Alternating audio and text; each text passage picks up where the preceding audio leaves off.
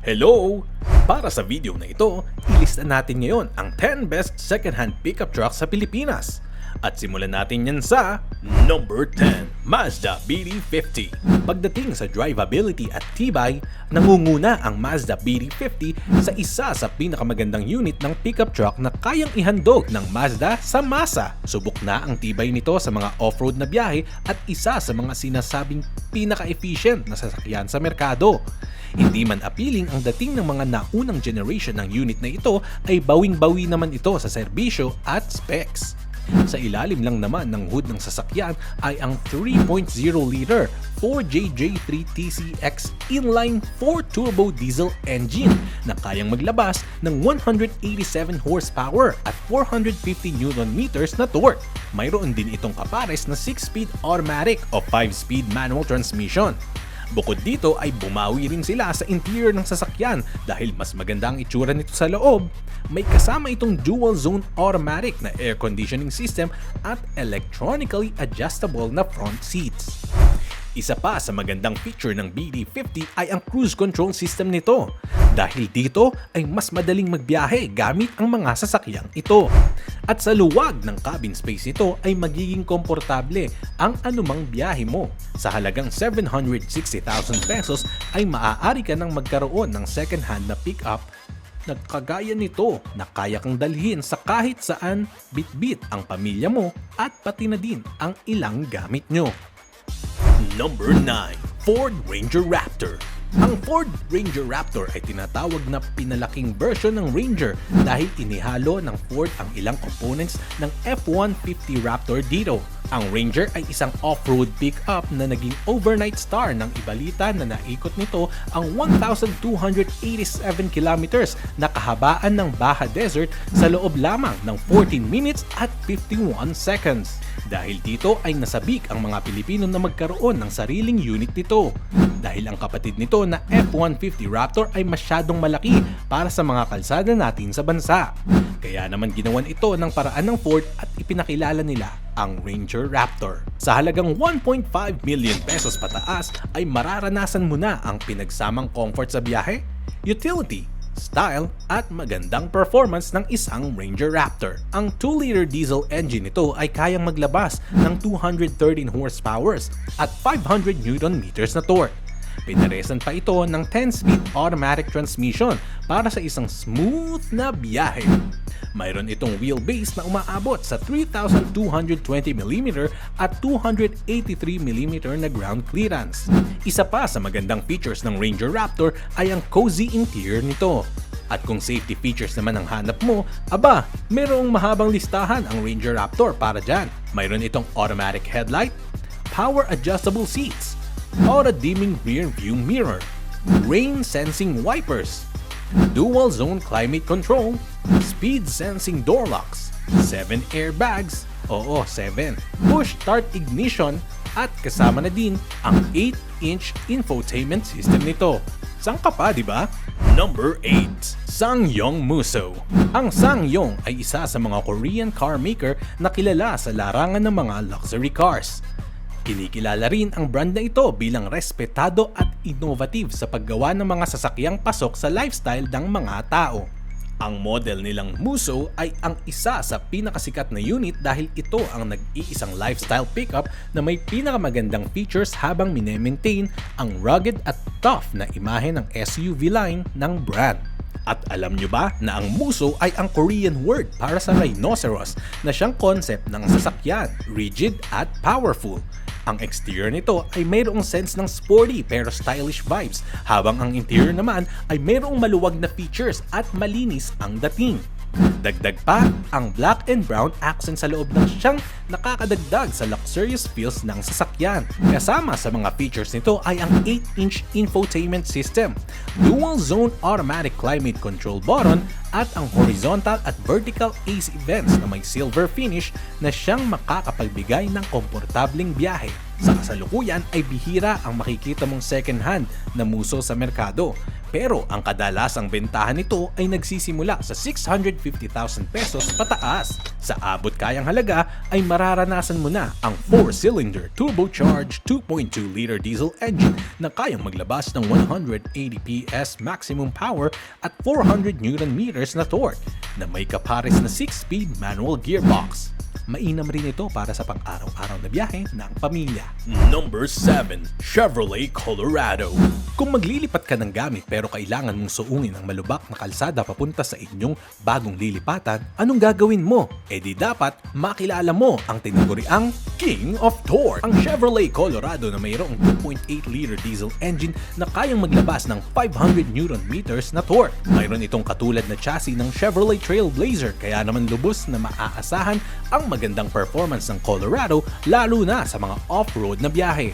Ino-offer ng Colorado ang all-around performance nito na may kasamang fuel efficiency. Ang malakas na makina, matangkad na figura, at matibay na katawan nito ay tamang-tama para sa mga hindi mo inaasahang kalsada na makakaharap mo, lalo na sa ating bansa. Sa halagang 950,000 pesos hanggang 1.1 million pesos ay makakatuwang mo na sa heavy-duty na biyahe ang isang Colorado. Unang inilabas ang Colorado taong 2004 para palitan ang Chevrolet S10. Ang matikas na dating ng exterior nito ay pinarisan ng mas refined na interior. Ipinagmamalaki rin nito ang maluwag na cabin, steering wheel, at ang mga upuan na yari sa leather na may kasamang red stitching para sa dagdag accent nito. Bukod pa rito ay maaari ring dagdagan ang cargo space ng sasakyan dahil maaaring itiklop ang rear seats nito ng 60 to 40. Number 6. Nissan Navara.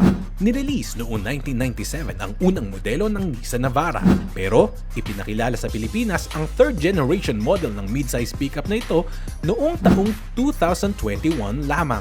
Mayroong 2.5-liter YD25DDTi inline 4-dock turbo diesel na makina ang sasakyang ito.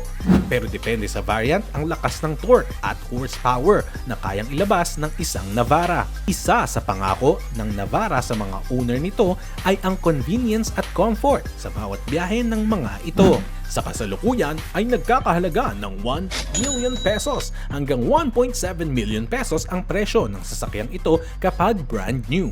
Nasa halos 595,000 pesos naman hanggang 1.2 million pesos ang presyo ng mga second-hand na Navara depende sa klase ng variant. Pero ang modelong Pro 4X ang pinakamahal na variant sa listahan nito. Pero halos lahat naman ng lineup nito ay sinamahan na din ng mga magagandang features. Nang dumating ang facelift ng sasakyang ito sa Pilipinas ay hindi masyadong nabago ang itsura nito mula sa loob. Ang dashboard nito ay pangkaraniwang gawa sa mga matitibay at textured na plastic. Ang BL at Pro 4X variant naman ay mayroong mga zero gravity type seats na yari sa leather. Ang BE at EL variant naman ay may upo ang yari sa fabric. Ang tatlong variant maliban sa EL ay mayroong dual zone automatic conditioning system at 8-inch na infotainment system. Number 5. Ram 1500. Kung full-size pickups naman ang hanap mo ay tamang-tama ang Ram 1500 o 1500 or 1500. Sa kasalukuyan ay mayroon pa lamang dalawang variant nito sa Pilipinas. Una na rito ang Ram 1500 Laramie Crew Cab 4x4 automatic transmission at ang Ram 1500 TRX 4x4 automatic. Ang dalawang variant na ito ay mayroong dalawang klase ng makina, isang malaki at isang maliit. Ang maliit na makina ay ang 5.7-liter mill na kayang maglabas ng 395 horsepower at 556 Nm na torque. Habang ang mas malaki namang makina ay ang 6.2 liters V8 na kayang maglabas ng 702 horsepower at 881 Nm na torque. Ang parehas namang variant ay mayroong 8-speed automatic gearbox na may kasamang 4x4 drivetrain. Ilan sa magandang features ng sasakyang ito ay matatagpuan sa interior. Ang 1500 Laramie variant ay mayroong automatic air conditioning na masasabing standard para sa unit na ito. Ang mga upuan nito ay madaling i-adjust at comfy. Mayroon din itong mga headrest at ang mga upuan sa likod ay maaaring itiklop para sa mas maluwag na espasyo. Kasama na ang mga bottle at cup holder sa harapan ng mga ito. Ang 1500 TRX variant naman ay mayroong carbon fiber interior trims, leather at suede materials para sa upuan, steering wheel, gear shift lever, at ibang bahagi ng interior nito.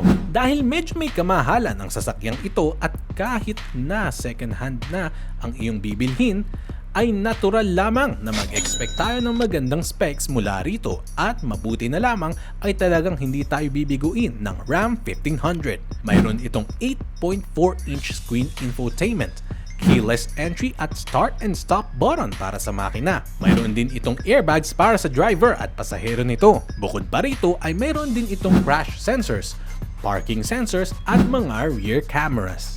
Number 4. Toyota Tundra. Isa sa pinakamalaking sasakyan na ibinebenta ng Japanese brand na Toyota sa Southeast Asian country ay ang Toyota Tundra. Ang beefy looking na sasakyang ito ay pinakamalaki at powerful na truck sa bansa mula sa Toyota. Sa ilalim ng hood ng Tundra ay matatagpuan ang 5,698cc 8-cylinder gasoline engine na kayang maglabas ng 381 horsepower at 544 Nm na torque. Ang ilan sa mga safety features ng sasakyan ay ang central locking, power door locks, anti-theft device, engine immobilizer at anti-theft alarm. Ano? Kaya ba yan ng auto mo? Para naman sa comfort at convenience ng biyahe ay mayroon itong mga features na makakatulong tulad ng air conditioning, power windows, automatic climate control, heater, adjustable seats, height adjustable driver seat, electric folding rear view mirror, multi-functioning steering wheel, foldable rear seat headrest, rear seat center armrest, cup holders at the front, bottle holder at iba pa. At katulad ng Ram 1500 ay medyo may kamahalan sa presyo ang unit ng sasakyang ito. Pero sulit na sulit naman sa interior at exterior features nito. Sa halagang 2.2 million pesos pataas ay maaari nang mapasa kamay mo ang isang second-hand unit ng Toyota Tundra. Number 3. Tata Xenon X2. Habang tumatagal ay mas tumatatag. Dito nagsimulang makilala ang pangalan ng Tata Xenon X2 na nagmula sa bansang India. Ang latest generation ng Xenon na ipinakilala sa Pilipinas ay mayroong ilang pagbabago. Ni-redefine ng mga automakers ang comfort at convenience sa loob at labas ng sasakyan. Ang plush interior nito ay kayang magsakay ng 5 tao at komportable ang sasakyan dahil swak ito para sa mahahabang biyahe ng pamilya o ng tropa. Sa starting price na 830,000 pesos ay makakakuha ka na ng sasakyan na mayroong 2.2-liter diesel engine na kayang maglabas ng 150 horsepower at 320 Nm na torque. Bukod pa rito ay meron itong mga features para sa comfort at convenience. Ang air conditioning, power windows, heater, adjustable seats, height adjustable driver seat, accessory power outlet, power steering at remote trunk opener ay ilan lamang sa mga ito. Kung kaligtasan naman sa biyahe ang inaalala mo ay huwag kang mag-alala dahil mayroon yan ang Xenon. Ilan sa mga safety features nito ay ang driver airbag, passenger airbag, child safety locks, anti-lock braking system, EBD, seat belt warning, day and night rear view mirror, height adjustable front seat belts, crash sensor at iba pa. Ang Xenon X2 ay may kasamang tagline na Move Beyond the Ordinary at pinatutunayan ito sa mga convenience at comfort features nito. Number 2. Mitsubishi Strada. Sa base price na 660,000 pesos ay maaaring mo nang maranasan ang latest design ng Mitsubishi Strada mula sa prominenteng chrome grills, large air dam at full LED headlamps nito ay masasabing isang pick-up na makatawag pansin ang Strada. Ang mga unit ng modelong ito ay tamang-tama para sa mga off-road na gala o biyahe.